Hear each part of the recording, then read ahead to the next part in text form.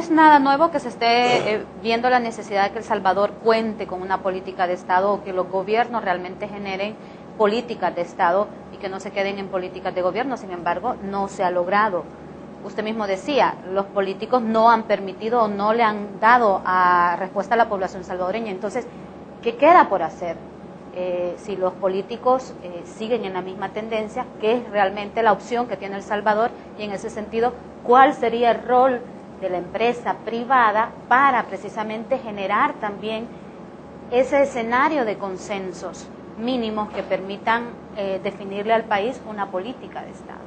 Nosotros tenemos que tener claro a dónde queremos llegar, porque sin esa claridad de visión, de trayectoria, va a ser muy difícil que nosotros podamos continuar pues en un sendero pues de franco desarrollo económico y social para el país. Entonces el desafío pasa a los actores políticos, que son ellos los que tienen que en determinado momento abandonar las posiciones partidarias y realmente pensar en los intereses del país, en los intereses de la nación.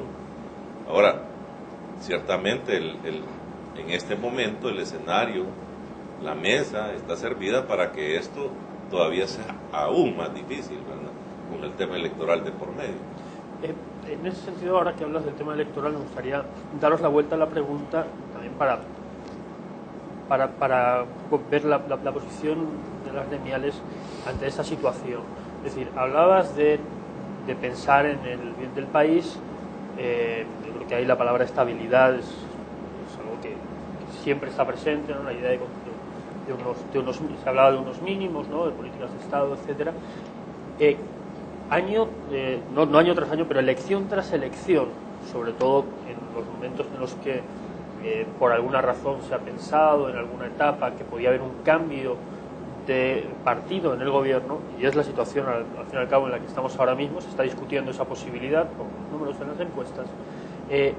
Aparece uno de los aspectos de preocupación, de incertidumbre, de discusión que aparece sobre la mesa es cómo afectaría un cambio de gobierno al rumbo económico, tanto por políticas de Estado, o sea, por las políticas del Ejecutivo, perdón, como por la reacción del mercado en sí mismo, ¿no? Es decir, por el papel de los privados, la visión de los privados, la seguridad o no seguridad, la reacción o el efecto que pudiera tener en el ritmo de crecimiento, etcétera, ¿no?, en la actividad, en la inversión.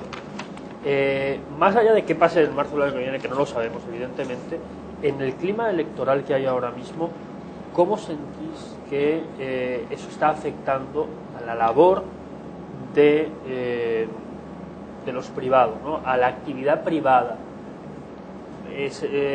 Lo digo porque también históricamente se ha cuestionado si la empresa privada, buena parte de la empresa privada, estaba demasiado cercana a una postura ideológica y entonces, digamos que tiende a reaccionar ante la posibilidad de que haya un cambio de ideología en el gobierno.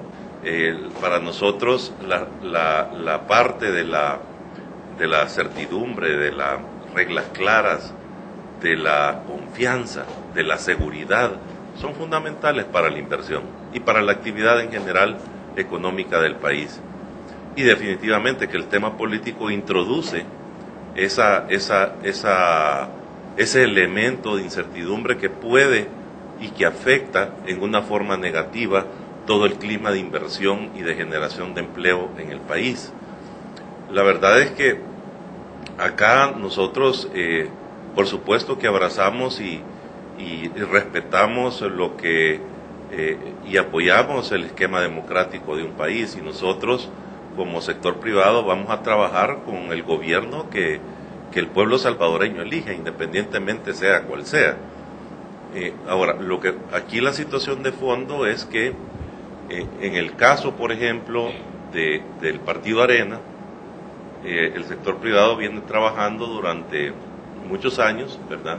Y podríamos decirlo con claridad que es el partido le impone, digamos, un modelo, una visión, una oferta muy favorable para el desarrollo de la actividad privada, ¿verdad? Y para el esquema de libertades, y para la libertad de expresión, para el fortalecimiento democrático.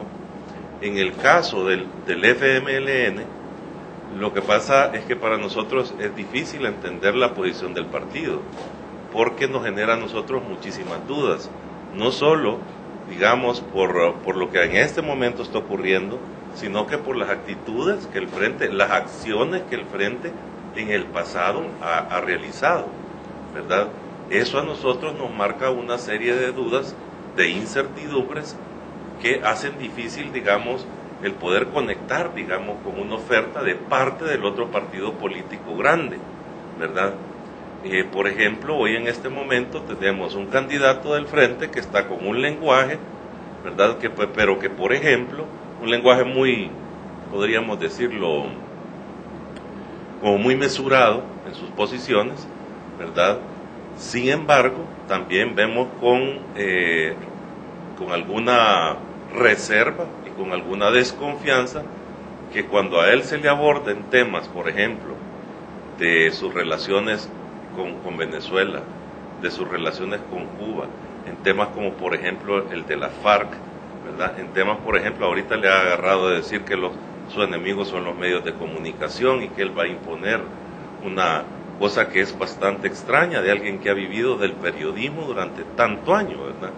Entonces, todos estos son elementos que hacen muy difícil para el sector privado realmente el ver, digamos, una opción que esté dándole las garantías necesarias al desarrollo y fortalecimiento de la economía y del sector privado en general, ¿verdad? Nosotros, esas son las dudas que tenemos, ¿verdad? Porque cuando alguien es candidato a la presidencia de la República, tiene que estar dispuesto a dar las respuestas que la población desea oír. Y en temas tan determinantes como, por ejemplo, el tema ideológico, bueno, ¿y tú qué vas a hacer? ¿Tú vas a ser capitalista, vas a ser comunista, vas a ser socialista? ¿Qué tipo de sistema? Y que la respuesta sea, no, nosotros vamos a implementar un sistema de acuerdo a la Constitución de la República. Esa es una respuesta bastante ambigua. No es lo que nosotros queremos escuchar, no es lo que los salvadoreños quisieran con claridad saber, ¿verdad? Entonces, ahí hay un tema de duda, de sombra, que realmente lo que envía, el mensaje que envía, es un mensaje claro de desconfianza, ¿verdad?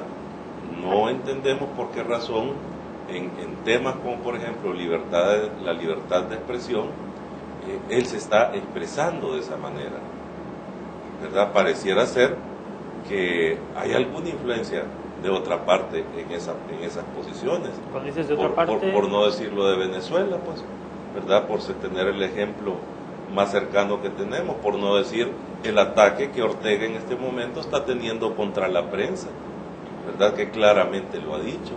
Entonces, esa es la oferta electoral que está enviando el FMLN.